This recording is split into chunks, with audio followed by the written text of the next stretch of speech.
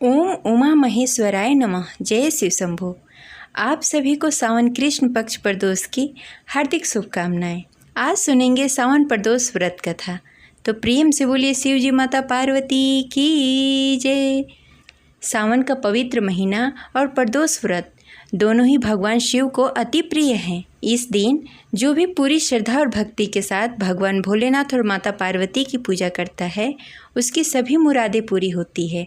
आज सावन मास की कृष्ण पक्ष की त्रयोदशी तिथि है। हर माह की त्रयोदशी तिथि को प्रदोष व्रत रखा जाता है। जब वह व्रत मंगलवार के दिन पड़ता है तो उसे भौम्य प्रदोष कहते हैं, इसलिए यह प्रदोष भौम्य प्रदोष है। आज प्रदोष काल का समय संध्या 7:17 से 7:37 तक रहेगा। आप इस मुहूर्त में पूरी विधि विधान से पूरी श्रद्धा के साथ भगवान भोलेनाथ माता पार्वती के साथ शिव परिवार की पूजा करें। ऐसा करने से भगवान भोलेनाथ और माता पार्वती की कृपा आप सभी पर सदा सर्वदा बनी रहेगी। मंगल प्रदोष करने से मंगल ग्रह से छुटकारा मिलता है, साथ ही साधक की हर मनोकामनाएं पूर्ण होती है। प्रिय श्रोतागण, आज भौम्य प्रदोष के दिन चलिए पूरी श्रद्धा और भक्ति के साथ सुनते हैं भौम्य प्रदोष व्रत कथा। तो प्रेम से बोलिए गौरी पुत्र गणेश की जय, शिव जी माता पार्वती की जय।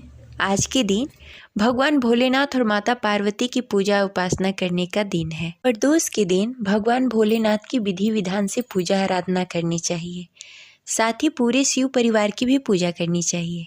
भगवान भोलेनाथ का अभिषेक करें, पुष्प बेलपत्र भांग धतूरे से उनकी पूजा करें और आरती करें। साथ ही भगवान भोलेनाथ के ओम नमः शिवाय का जाप करें। पुनः संध्या काल में भगवान भोलेनाथ और माता पार्वती की विधि विधान से पूजा करें, क्योंकि प्रदोष काल में पूजा करना अति आवश्यक होता है। भगवान भोलेनाथ की फिर से विधि विधान से पूजा करें। प्रदोष व्रत कथा सुने और पढ़ें तथा दूसरे को सुनाएं। प्रदोष के दिन व्रत कथा पढ़ना और सुनना बहुत ही शुभ माना जाता है। इससे आपकी हर मनोकामनाएं पूर्ण होती है। साथ ही शिव चालीसा का पाठ करें और आरती करें। इस बार फागुन शुक्ल पक्ष प्रदोष व्रत मंगलवार के दिन पड़ रहा है। मंगलवार के दिन जब भी प्रदोष व्रत पड़ता है उसे भौम्य प्रदोष व्रत के नाम से जाना जाता है। हर प्रदोष व्रत का अपना अलग महत्व होता है, इसलिए भौम्य प्रदोष के दिन भगवान भोलेनाथ और माता पार्वती के साथ बजरंग बली की भी पूजा अवश्य करें। मंगलवार का दिन बजरंग बली का दिन है, इसलिए भगवान भोलेनाथ और माता पार्वती के साथ बजरंग बली की भी पूजा अवश्य करें। ऐसा करने से आप पर और आपके पूरे परिवार पर बजरंग बली और भगवान भोलेनाथ और माता पार्वती की कृपा सदैव बनी रहेगी।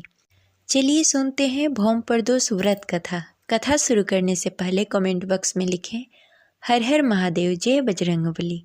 अगर आपको हमारी कथा अच्छी लगे तो इस वीडियो को लाइक अवश्य करें और ज़्यादा से ज़्यादा लोगों को शेयर करें। चलिए सुनते हैं भौम्य प्रदोष व्रत कथा। प्रेम से बोलिए जय गौरी शंकर, जय बजरंग बली। सूत जी कहते हैं, अब मैं मंगल त्रयोदशी प्रदोष व्रत का विधि विधान कहता हूँ। मंगलवार का दिन व्याधियों का नाश करने वाला है। इस व्रत में एक समय व्रती को गेहूं और गुड़ का भोजन बनाकर करना चाहिए। इस व्रत को करने से मनुष्य सभी पापों और रोगों से मुक्त हो जाता है। इसमें किसी प्रकार का संशय नहीं है। अब मैं आपको उस बुढ़िया की कथा सुनाता हूँ जिसने यह व्रत किया था और मोक्ष को प्राप्त हुई थी। अत्यंत प्राचीन काल की घटना है। एक नगर में एक बुढ़िया रहा करती थी। उसके मंगलिया नाम का एक पुत्र था। वृद्धा को हनुमान जी पर बड़ी ही श्रद्धा थी। वह प्रत्येक मंगलवार को हनुमान जी का व्रत रखा करती थी।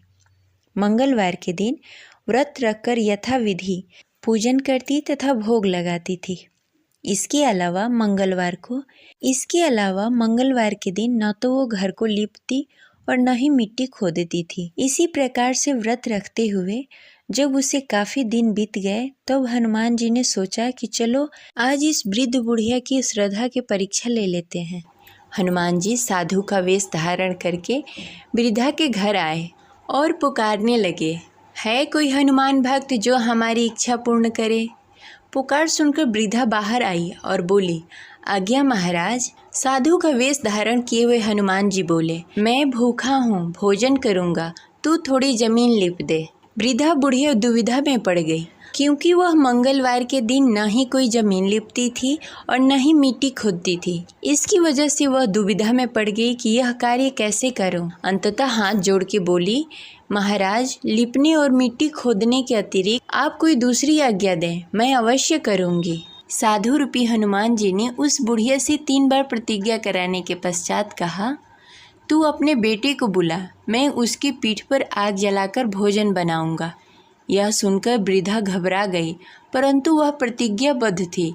उसने अपने पुत्र को बुलाकर साधु को सौंप दिया। वेशधारी हनुमान जी ने वृद्धा की हाथों से उसके पुत्र के पीठ के बल पिटवाया और उसकी पीठ पर आग जलवाई।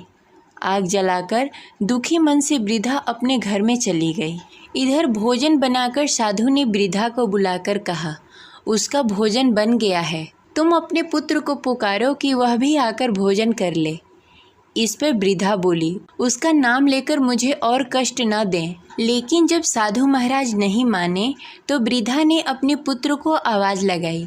वह अपनी माँ के पास आ गया।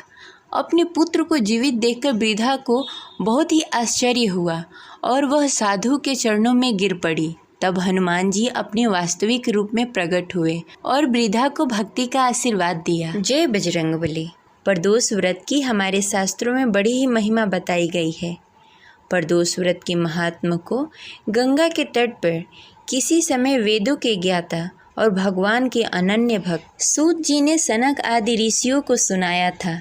सूत जी ने कहा था कि कलयुग में जब मनुष्य धर्म को छोड़कर अधर्म की ओर अग्रसर होगा, जब हर तरफ अन्याय और अनाचार का बोलबाला होगा और मानव अपने कर्म से विमुख होकर, मानव अपने कर्म से हटकर नीच कर्म से संलग्न होगा, उस समय प्रदोष व्रत ऐसा व्रत होगा जो मानव को शिव की कृपा का पात्र बनाएगा, जिससे मनुष्य नीच गति से मुक्त होकर उच्च गति को प्राप्त होगा। सूत जी ने सनक आदि ऋषियों से यह भी कहा है कि प्रदोष व्रत के करने से मनुष्य के सारे पाप नष्ट हो जाएंगे और पुण्य की प्राप्ति होगी और मनुष्य को मुक्ति प्रदान होगी।